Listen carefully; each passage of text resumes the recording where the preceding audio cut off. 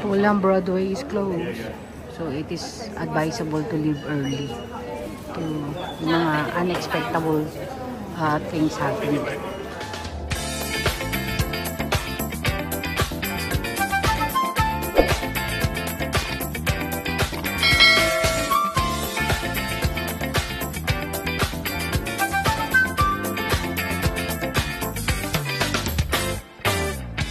We arrived now here at Heathrow Terminal 4.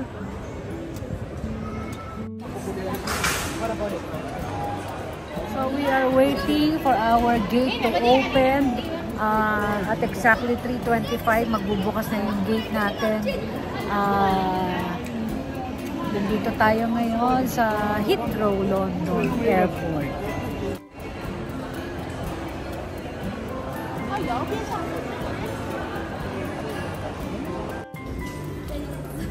Okay. We are now here inside the airport, no? Dak-dak ako ng dak-dak. Kanina hindi naman pala naka-play yung video natin. But anyways, nanggaling tayo dito sa harapan. Dito tayo sa all departure area dumaan. They check our bags. And then natagalan tayo kasi ultimo alcohol na maliit, no? And then ultimo yung ating what do you call this one? Lotion na maliit. 10 ml lang yata yun. As in traveling lotion. Talagang hinarang nila, no? Hindi naman nila kinuha, pero ang ginawa lang naman nila ay tines nila dun sa machine nila. So napansin ko lang dito sa Heathrow, London Terminal 4, wala na siyang immigration. After na mabigyan ka ng boarding pass, dire-diretso ka na dito sa baggage examination nila, security nila. Ayan yung area na yan, dyan tayo galing. Hindi tayo masyadong ngarag ngayon, hindi tayo pumila dahil tayo yung kauna-unahang dumating sa mga pasahero, no? Dito, napaaga tayo ng dating. Pero mas mabuti na yung maaga kaysa naman yung maantala at mangarag. O anyways, balik tayo, no? Isa-isa nilang chine-check via machine yung mga alcohol, lotion, anything na liquid and cream.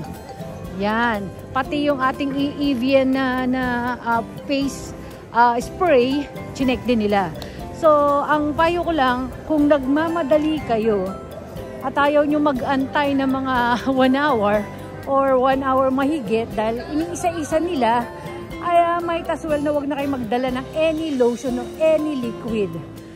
Alcohol, marami nagkalat ditong alcohol you can use. And then marami sample dito ng lotion. Marami ding sample dito ng kung ano-anong anik-anik. Kung ayaw nyo lang namang maangtala. Kasi talaga mag-aantay kayo dahil isa-isa nilang chine-check lahat ng pumapasok sa kanilang liquid, lahat ng pumapasok sa kanila na cream, and even the spray, no? So isa-isa nila yung chine-check. So might as well na get ready with that. Ang sinasabi nila, lang daw, balutin lang daw ng plastic. Yung sa akin, lahat ng cream, lahat ng alcohol, lahat ng spray na meron ako na traveling, lahat ay binalot ko sa plastic, no? Plastic pa nila. Sa labas pa lang, inayos ko na. But unfortunately, kahit pala nakabalot na ng plastic, basta dumaan sa kanila yung cream, spray, and alcohol, and any liquid, even the perfume, lahat yon ay kanilang itetest doon sa machine nila. So, lesson learned, no? Pag nagmamadali, wag nang magdala ng kahit na ano. Kasi kung hinahabol mo yung flight mo, talagang yung bag mo, of course, nandun lahat, no? Cellphone mo, passport mo, nandun lahat. So, hindi ka talaga makakadaan kagad. You need to wait in line. Kailangan mong antayin matapos yung mga nauna. Mga naunang i-check nila isa-isa. So, medyo mabigat. So, if I were you, plan your trip very well. Ayun, another Harrods na naman tayo. Kanina, nag-vlog ako doon sa loob ng Harrods. Daldal ako ng daldal. Hindi pala naka-on yung mic natin. So anyway, I just explained dun sa Harrods na meron tayong favorite na bag sa Harrods, no? It's amounting to 60 pound. Pero of course, we did not buy. Sinabi ko lang naman sa inyo, favorite ko yun. Pero of course, nagbagong buhay na tayo, no? And then, yung pinakita ko sa inyo kanina, yung calendar na meron naman sa atin sa Pinas. Halagang 20 pesos lang. Napakamahal dito, no? Sa Harrods. Well, anyway, let's check our gate. Kung nasaan yung gate natin, I'll get back to you in a while. Okay guys, let's go back to our vlogging. Ayun, pag tayo ay nag-abroad, wala tayong anything, no? Wala tayong makeup, anything, kasi naghihilamos ako palagi sa airport. At lalo na, especially kapag ang biyahe natin ay katulad nito, 19 hours flight. So, kung makikita nyo lang yung attire ko, guys, nakapadyama lang ako. Wait, I'm gonna show you. Diba? Nakapadyama lang tayo, guys. At naka-rubber shoes. And then, meron akong dala-dalang tsinelas. Pagsakay ko ng aeroplano, nagpapalit ako ng tsinelas, no? Kasi, ang tagal natin sa loob. 10 hours tayo nasa loob ng aeroplano. So, nagtatanggal tayo ng rubber shoes doon. And then, nagpapalit tayo ng tsinelas. And then, cozy type lang tayo, guys. Nakapadyama lang tayo pag tayo ay nagta-travel. And again, wala tayong makeup para, alam mo yun, meron tayong face wipes. Palagi tayo naghihilamos, no, sa aeroplano. At sa airport din, lalo na kapag meron tayong layover na mahaba-habang oras. So, ganun lang, no, guys, lalo na pagka sanay na tayong mag-travel. And then advice ko lang, guys, no, kapag nasa ibang lugar kayo or bansa, be at the airport ng mga 5 hours before your flight. Yes, exaggerated, crazy, but tulad na nadanasan natin today, yung tren na sinakyan natin ay sira. Akalain nyo yun? Kung nagmamadali kayo tapos yung tren sira, so wala na kayong ample time. And then, yung nangyari din sa atin, yung chinek nila isa-isa yung dala nating traveling toiletries, isa-isa. It took about almost 1 hour waiting, no? So, kung nagmamadali ka, mangangarag ka talaga. So, might as well, guys, na alam mo yun, na mas mabuti na yung maaga. Tulad nito, maaga pa rin tayo, despite nadanasan natin lahat ng mga hindrances na ganun. Maaga pa rin tayo sa airport. Ayan, nakakapaggala-gala tayo ngayon dito at hindi tayo nangangarag, no? Nag-aantay lang tayo ng opening ng gate natin. Tulad ngayon, i-check natin yung gate opening natin kung saan. So, let me check it first, guys. Ayan, no, tingnan nyo, hindi pa bukas yung gate natin. We are going to bound to Doha, Qatar from Heathrow. Of course, Terminal 4. Wala pa yung gate natin, still closed. So, hindi tayo ngarag. Despite na marami tayong nadanasan, no, ngayong araw na ito sa papunta pa lang dito sa airport at pagpasok dito sa airport. At least marami pa rin tayong oras. So, yun guys, tuloy natin yung vlogging natin, no. Isa pa sa mga napansin ko dito, guys, sa mga lokal dito, no, or yung mga matatagal na nakatira dito, they don't know how to say excuse me. They kept on saying, I'm sorry, I'm sorry, I'm sorry. Kapag makikidaan sila, I'm sorry. Kapag meron silang kukunin at nakaharang ka, I'm sorry. They really don't know how to say, napansin ko lang, they don't know how to say, excuse me. I'm sorry kagad sila. So, marami, no, kahit nabangga ka ng konti, nadaanan ka lang, lagi silang I'm sorry. So, yun ang meron dito sa sa Londra. Okay, and then ayan, nililibot ko kayo. Kanina pa tayo naglalakad from end to end while waiting, no. try nating maglakad-lakad dahil mahaba-habang upuan yung gagawin natin sa loob ng eroplano. Ayun, by the way sa bagahe guys, advice ko lang sa inyo na if ever na may kukulat, say for example, ngayon ang sasakyan nating eroplano ay Qatar. Ayan. Yung maleta ko, nung tinimbang ko sa bahay na tiniran ko, it's 25.40 kilo. Pagdating ko dito, naging 26.50 kilo. So, ang allowed lang sa atin ay 25 kilo. Dahil member tayo ng frequent travel or yung tinatawag nila na frequent flyer ng Qatar Airlines, hindi na nila ako question about dun sa mga paisa 1 kilo. And then kahit naman siguro na hindi kayo member, hindi rin naman kayo mache-check sa mga paisa 1 kilo.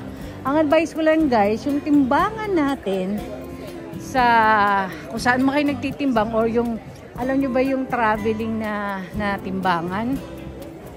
Okay guys, bawasan nyo ng kahit half kilo or 1 kilo just to be sure. Kasi dito sa London, napakahigpit nila sa kilo. And then itong hand carry natin guys, to be honest with you, it's a total of 9 kilo. Dapat 7 kilo lang yung hand carry natin. Pero ang number 1 secret dyan guys, magdala kayo ng handbag na malaki. Not the one na parang traveling bag or yung backpack. Kasi baka ma-question na kayo kung backpack yung dala ninyo tapos may trolley pa kayo. Dapat handbag lang. Pero ang piliin yung handbag, katulad ng handbag natin, malaki. Kaya nga, sabi ko sa inyo doon sa Harrods, di ba? Halika, pasok tayo sa Harrods para makita niyo yung mga handbag na sinasabi ko. Ito yung mga shopping bags nila sa Harrods. Ganyan kalaki oh. Ayan, pwede yan, nakakaligtas yan. Tapos may trolley kayo or kaya like this oh. Yan. Pero much better to kapag marami kayo na pamili. Kahit not necessarily na Harrods ang kunin ninyo, no? Pero might as well, ganyang kalaki. At saka wag naman yung tote bag na parang lagayan ng mga yung medyo social naman kasi based on my experience, masyado nila tayong na-check kapag yung dala-dala nating bag parang lagayan ng maruming damit. Ito yung sinasabi ko sa inyo guys. Tingnan nyo yung design. Diba? Tingnan nyo yung design. Pan 20 pesos lang to sa Divisoria natin. Pero look at that. Nilagyan ng title na Harrods. At yung kanyang texture guys, hindi ganun. Parehong-pareho lang. Pero look at the price. 45 British pound. Oh my goodness. Most likely 3,000. Diba? So, hindi lahat ng porket may title worth bilhin. So, ito yung mga bag nila. Huwag kayong kukuha ng bag na ganito kasi wala kayong masyadong may lalagay dyan. Yung katulad na in-explain ko sa inyo kanina, ganun. Yung ganun kalaki. Huwag naman yung parang tote bag. No? Kasi napaghahalata na tambak tayo ng dalahin. So, yun yung mga sekreto natin guys, no? Mag-handbag kayo ng malaki-laki. Dahil sa handbag na yun, makakasave kayo ng kilo doon. And then, make sure na yung inyong hand carry ay 7 kilo talaga eksakto. Pagpasok ninyo sa loob ng airport o doon sa waiting area, yung laman ng shoulder bag ninyo, ilipat nyo na doon sa inyong hand carry. Nobody na. Wala na mag-check pa ng mga hand carry ninyo na trolley.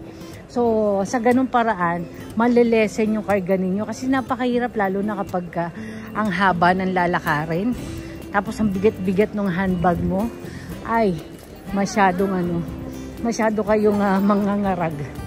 So, yung iba naman, yung ganitong unan, ayan, dinadala nila yan sa ibang bansa. Ang technique namin dyan, dinadala namin yan sa ibang bansa nang wala talagang laman na unan. So, balikan natin. Ang lalagyan namin yan ng mga 10 t-shirt, ganyan, o medyas, or ano. Kasi malaking tulong din yun. And then, yun yung magiging ano mo, pinakaunan mo. So, kasi hindi na nila tinitimbang yan at di na nila chinecheck. So, hanap ka lang ng merong zipper, mga ganyan, o may zipper. Tapos yan, pwede mo nang lagyan niya ng mga medyas, yung undies mo, toiletries mo. Tapos ayan na yung pinakaunan mo. Siyempre, dapat malambot ang mga ilalagay mo dyan. Still, makakatulong yan. Tapos, karga-karga mo lang yan. O, diba? Karga-karga mo lang siya. Hindi mo kailangang timbangin. So, kahit 1 kilo, 2 kilo, or kalahati man, makatipid ka dyan. So, again, while walking, let's check kung nagbukas na yung gate natin kasi baka malibang tayo ng pagbablog. So, let me check this one, guys. Ayan, guys, another tips tayo kapag nagbabiyahe tayo. Lagi ako may daladalang extra plastic, no? Para dun sa passport natin and ticket. Lagi ko yan nilalagay sa ganyan. Sa ganitong pagkakataon, ma-avoid natin yung mga aksidente na mabasa or whatsoever. At least, naka-intact siya dyan. Naka-plastic siya. Delikado kasi yung ating passport ay mabasa or ano man yung mangyari sa passport natin. At least, safe yung passport natin, naka-plastic. So, yun guys, as you can see, kung nakikita nyo man, ang ating gate ay hindi pa open. So, again, maglibot-libot muna tayo. Sa dami ng bansa na napuntahan natin guys, ma-share ko lang sa inyo, no, na itong London Heathrow Terminal ay hindi gaano kaganda. Maliit lang siya. Di ba kanina pa tayo paikot-ikot pag yun at yun lang din yung napupuntahan natin. Maliit lang siya. Ang pinakamaganda talagang airport na napuntahan ko, na na-experience ko ay ang Dubai Airport, no? Napakaganda. At talaga namang mag-i-enjoy ka sa loob kahit mag-layover ka ng pagkatagal-tagal. Marami kang po pwedeng gawin sa Dubai Airport. And then, by the way guys, kapag kumuha kayo ng Emirates Airline at ang layover ninyo ay more than, if I am not mistaken, it was, based on my experience, 18 hours mahigit ang inyong layover. Bibigyan kayo ng Emirates Airline, no? ng transit visa. And then, of course, yung inyong accommodation for 1 night stay sa hotel nila. Naranasan ko po iyan sa Emirates, no? Basta 18 hours and 18 hours more yung layover ninyo. Meron kayong matatanggap sa kanila. But, nire-request po iyon. Hindi po yun pinababayaan na basta wala lang siya. You need to request via their customer service. Ganun yung nangyari sa akin. Imagine niyo, nagtanong lang ako dun sa customer service nila. I told them na I need to wait for my second connecting flight for more than 18 hours at the airport. Is there a place for me to rest? Automatic ginawaan ako ng customer service nila ng pre-transit visa, hotel accommodation, and then hindi lang yun. Pwede pa akong magbiyahe from the hotel going back to the airport, and from the airport going to the hotel ng free. Sagot nila lahat. All you need to do is request. Okay guys, I think nalibot na natin yung airport nila, no? Look at that. Nalibot na natin yung airport nila. Nagpunta na tayo sa dulo-dulo. Naipasyal ko na kayo. So, panahon na para tayo ay humanap ng upuan, no? At antayin natin yung Antayin natin yung ating opening ng gate kung saan man tayong gate pupunta. Wala akong makitang customer service eh. So I need to check always yung screen in order for us to know kung saan yung gate natin, no? So ayun lamang guys, mamaya I'll get back to you. At least nabigyan ko kayo ng mga tips, ng mga experiences natin today. So later I'll show you the other part of this airport. Okay guys, nandito tayo mismo sa tapat ng monitor. Tayo lang ang tao. Lumayo-layo tayo sa jump pack ng tao. No? Kumakain tayong peanut.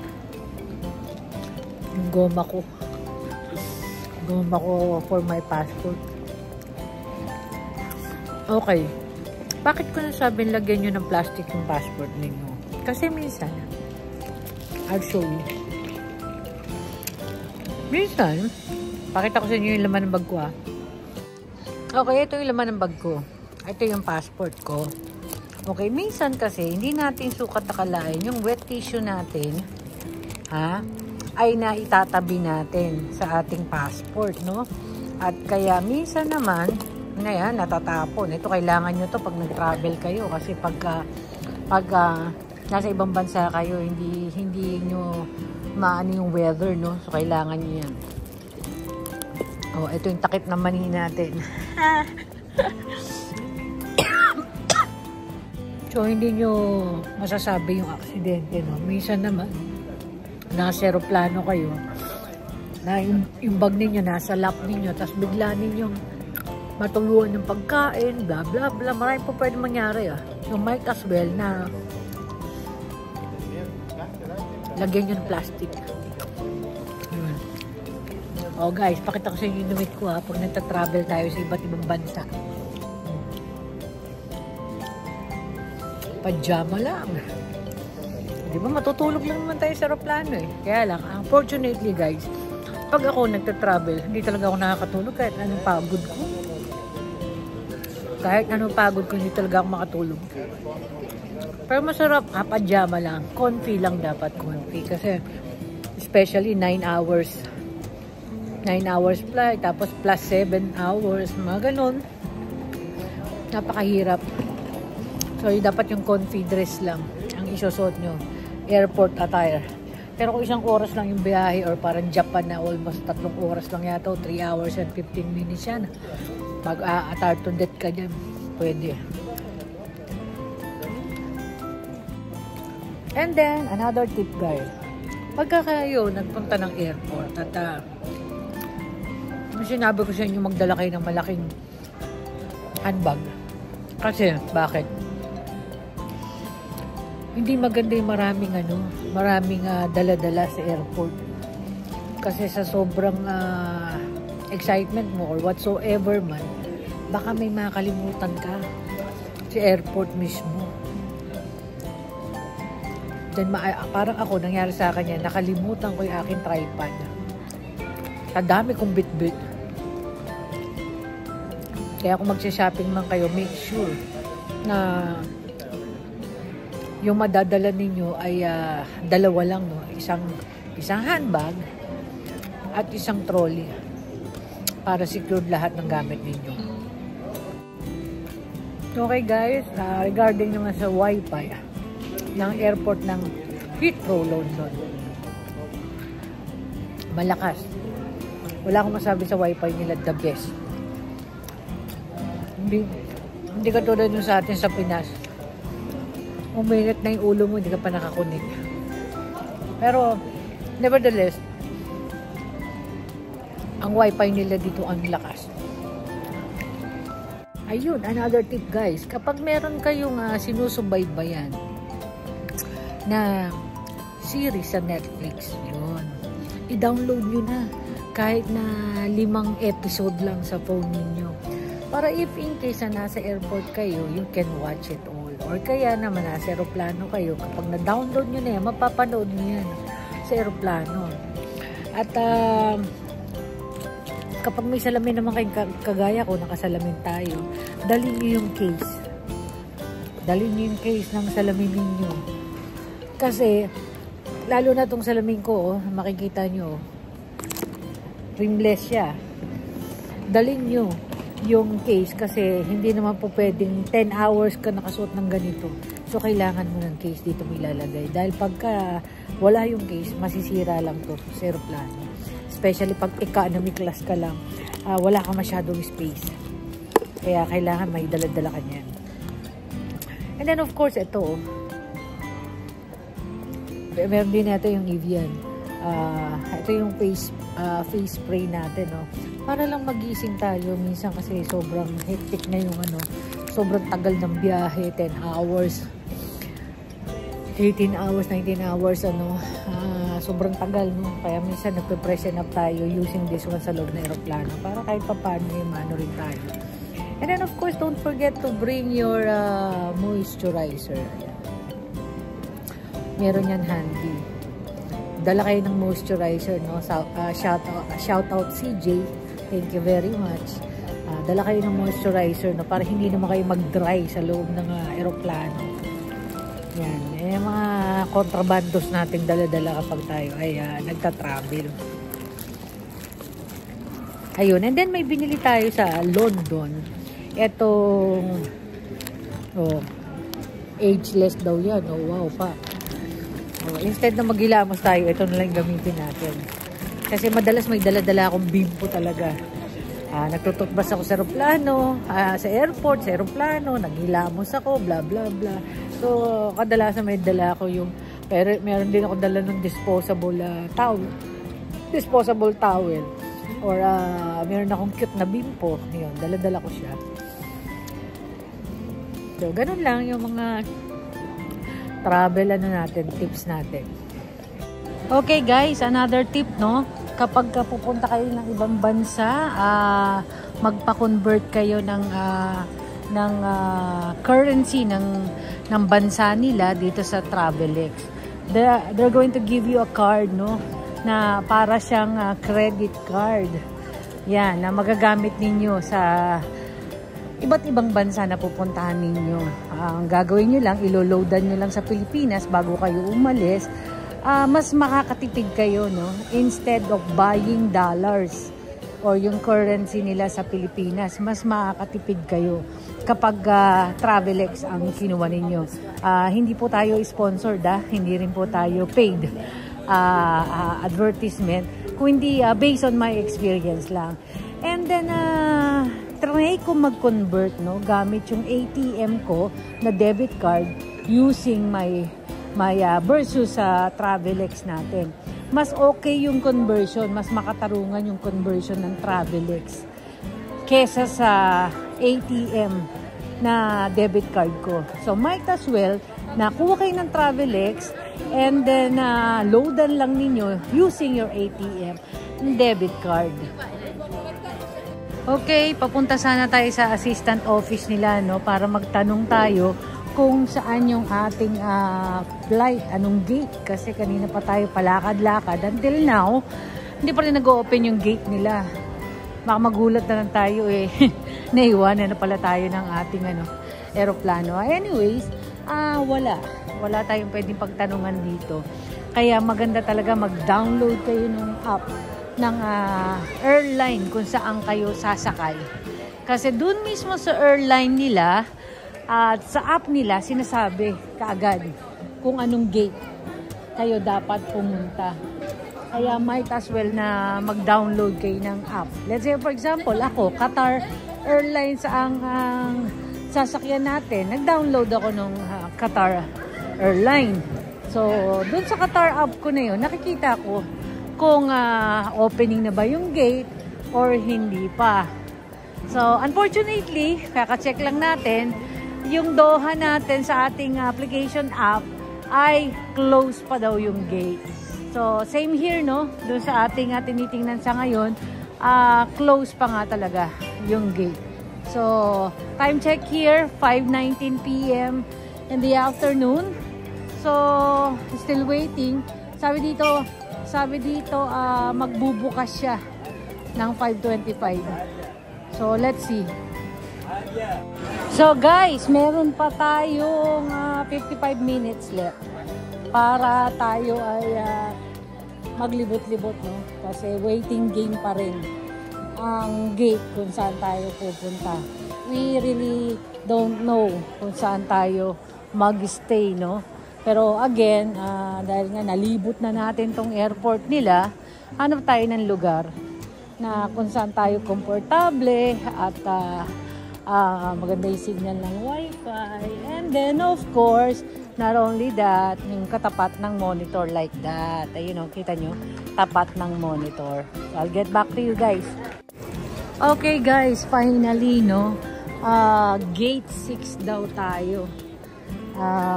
Pinakita nila yung ating gate when it's 5:55 PM na. So now hinahanap natin ngayon yung gate 6.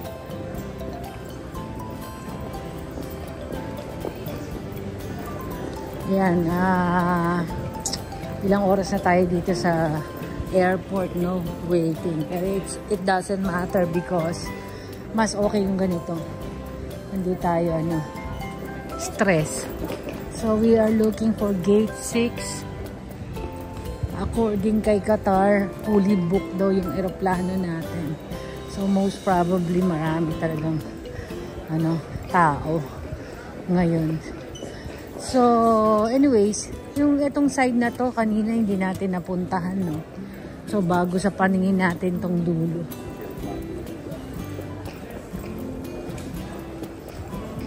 Hanapin natin yung gate 6. Ito yung British coffee nila dito. Pret.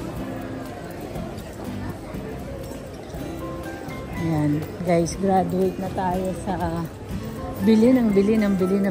Halos wala na tayong paglagyan sa bahay. So, hindi natin na-check kung anong gate.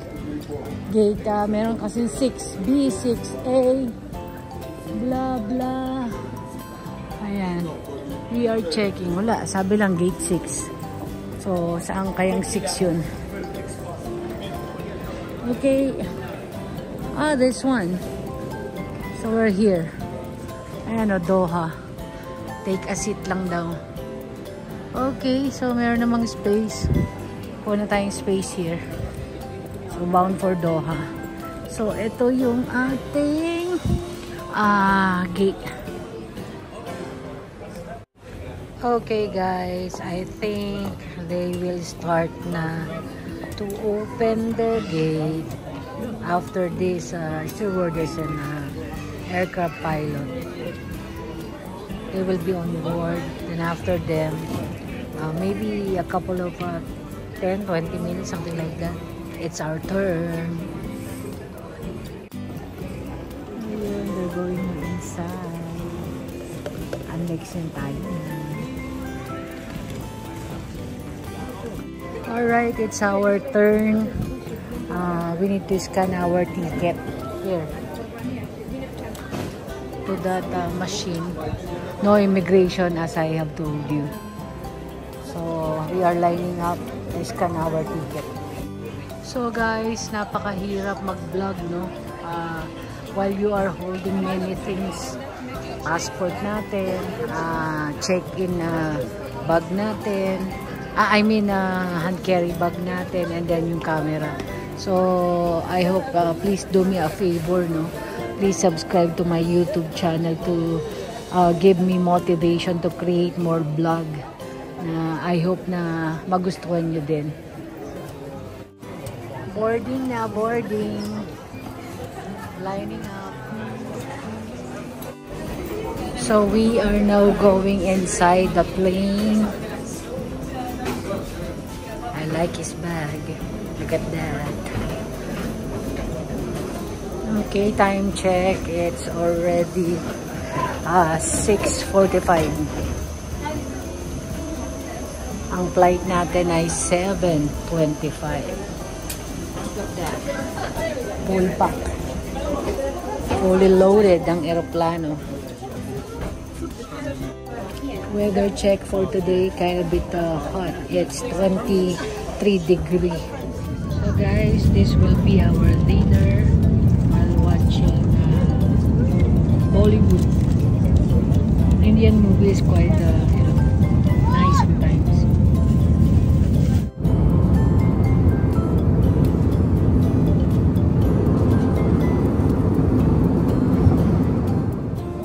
Goldmore earning again guys, no? Nandito na tayo ngayon sa Qatar, just landed.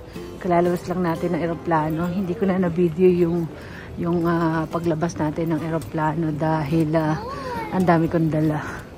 So, ayun, I'll tour you around later. So guys, marami na tayong naging vlog, no? Here sa Qatar kasi ilang beses na tayong nakapunta dito sa Qatar. So most probably I will end our vlog for today kasi narag din ako, no? Wala akong tulog sa flight. I was very near, no, sa may batang dala, and then iyak ng iyak the entire flight ng 5 hours. So nakakaawa nga yung bata, and then yung magulang din, no? Talagang yung anxiety nila grabe. Anyways guys, thank you so much for watching. I am going to meet Jel. She's in the other side of the airport. Nasa gate C19 siya, no? So we need to go up, ride the train upstairs, and go to gate C19. Ayun, so thank you so much guys for watching until our next vlog, until our next gala. Thank you. Bye everyone.